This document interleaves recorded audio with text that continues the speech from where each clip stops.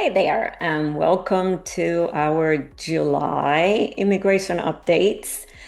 I am going to be talking about three things this month that I believe employers, global mobility specialists, legal should be paying attention to. There is a lot of moving pieces in immigration these days, but these three are here, and they are affecting the workforce and talent availability for employers in the United States. So here is what I'm going to be talking about.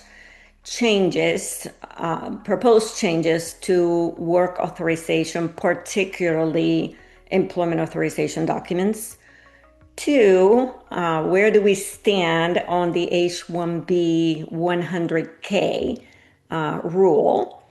And last but not least, where do we stand on the pause of USCIS adjudications for many cases? So the first one, the proposed limits on employment authorization documents. This is a proposed rule from DHS. It came down on June 5th.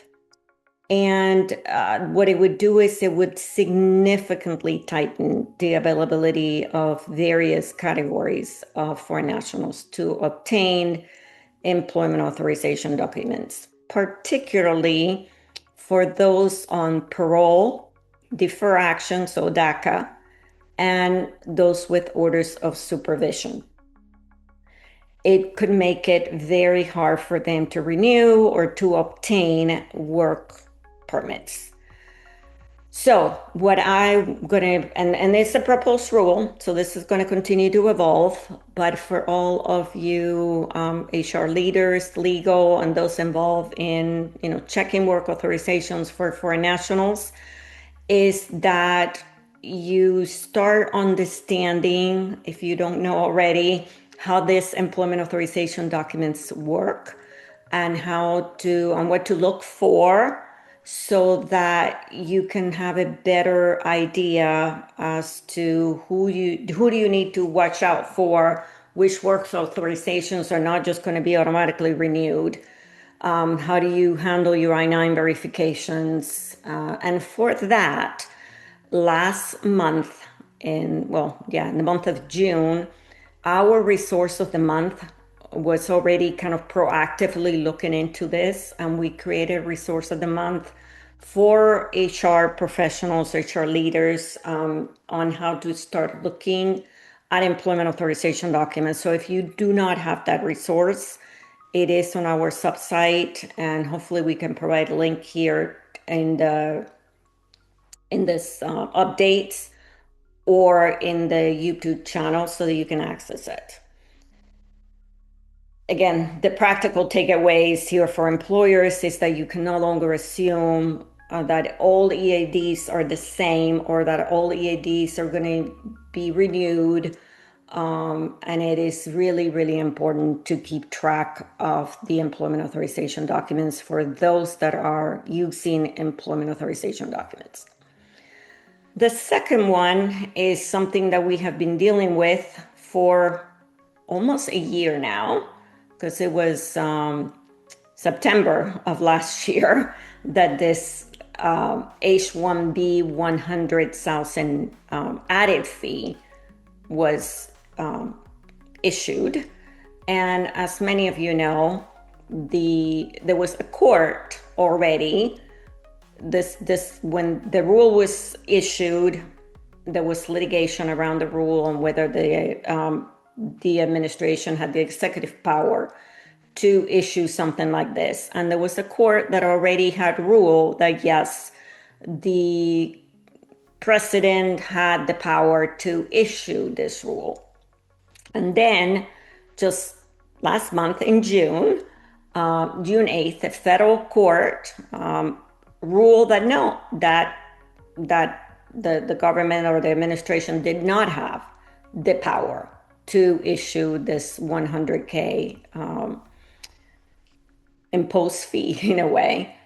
But very quickly, 2 days later, I believe the same judge put a stay, meaning he stopped his own ruling and allowed for further litigation to take place before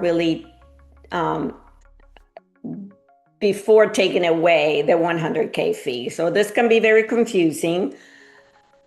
Where we stand today is that the 100K fee continues to exist.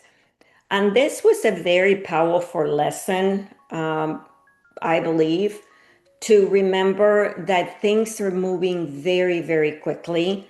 And it is almost imperative to just pause before a rule or something comes down and allow it to settle and see where it's actually going to land. I had foreign nationals and employers reach out to me to make decisions based on this court ruling that had taken away the 100K fee. And if we would have acted based on that, today we would be facing, someone that would have been canceled processing, and the 100K fee would have been imposed. So the reminder that, again, rules are changing very quickly, and before reacting, we do need to pause and be very strategic as to what the next step is. That also brings me to another rule that has been in place for many, many, many months. And this is the pause on adjudication for millions of cases that was issued. Thankfully, we had a court decision, Dorcas, that Dorcas v. US, where the federal court struck down the USCIS pause on these cases.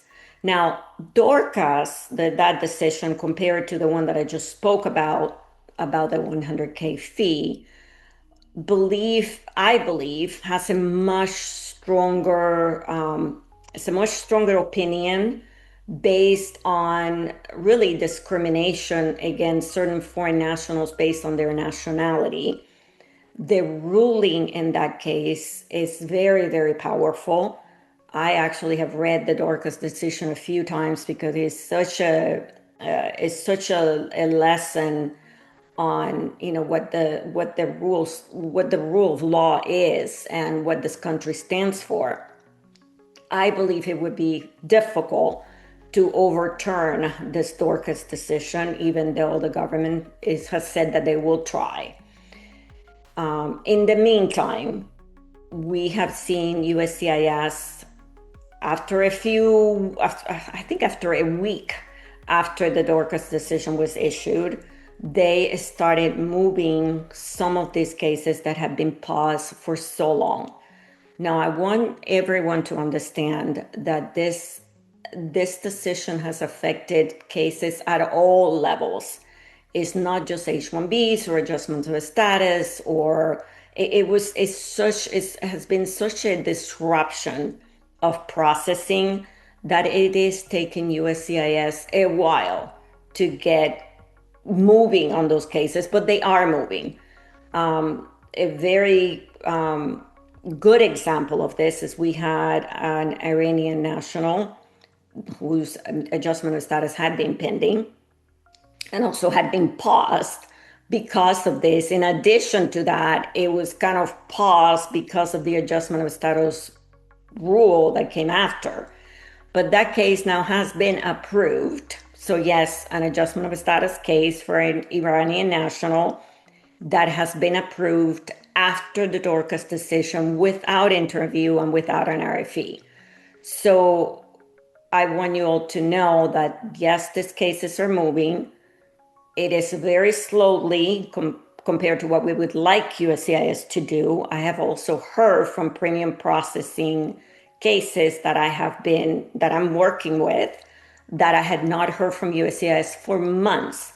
And then finally, at least I received an email. That to me is positive momentum.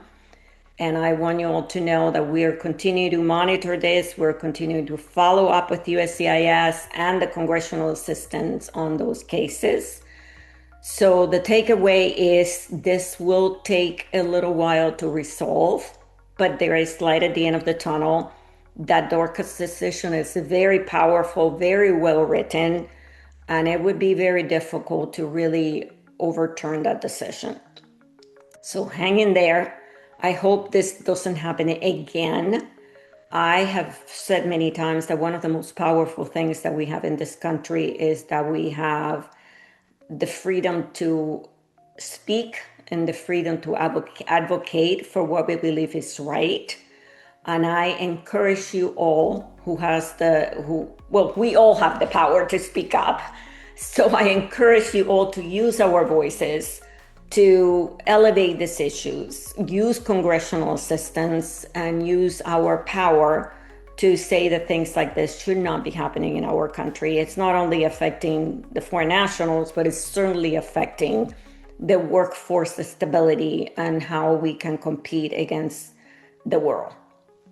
So it is not an easy fix, but message is that those cases are moving forward, and we just have to continue to be a little bit more patient. And I know for many of you that have been affected, you have been, but there is light at the end of the tunnel. So again, this month, the things that employers should be focusing on. So ongoing changes to employment authorization documents and how to track those employment authorization documents. Ongoing H-1B strategies, not just on the 100K fee, but also we have prevailing wages that may be raised in the future. And now, on a positive note, all of our H-1B cases have been filed and receipted. And we did that certainly a week and a half prior to closing the filing period. Now we'll see, and also something to say positively, that some of those filings, the employer or the foreign national decided to upgrade them to premium processing, and all of our premium process cap cases for fiscal year 2027 have been approved. So not only did we file and receipted all of them, but also those that were filed using premium that are being adjudicated based on the current guidelines have also been approved, which gives us confidence that we're doing the right thing, even though we had a new form and we had a lot of new things that were brand new to this filing period.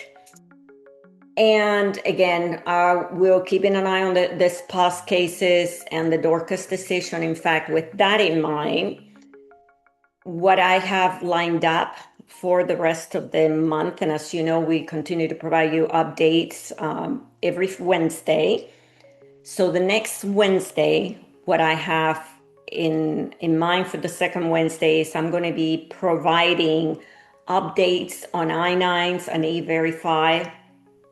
I am getting a lot of questions on those issues, and particularly now that the fees and the fines have increased so much. So look forward to the second Wednesday of every month going forward until the end of the year, that I'm going to be focusing on I-9 and immigration compliance.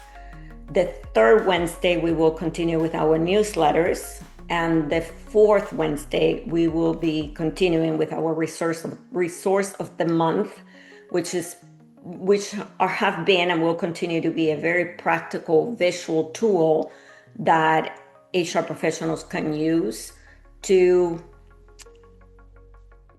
understand a little easier the various facets of immigration. What I have coming on for this month in particularly is considering the changes to employment authorization documents is a visual guide that you can actually look at and start understanding what is the key data on those employment authorization documents that you should be looking for. So look forward to all of that coming to you. And I hope that you find these updates helpful. And if you do, I do welcome your emails letting me know that you found this helpful. If there are particular issues that you want me to cover, I also welcome you letting me know that. And again, if this is helpful, which I hope it is, I encourage you or others to subscribe to the channel. That is what makes it stay alive and continue to help our field. We need to continue to help each other so that we can survive this, I want to say, anti-immigrant sentiment that we have in our country. With that said, thank you so much for watching, and I look forward to continue to provide you with content that provides clarity and simplicity to your world. Take care. Bye-bye.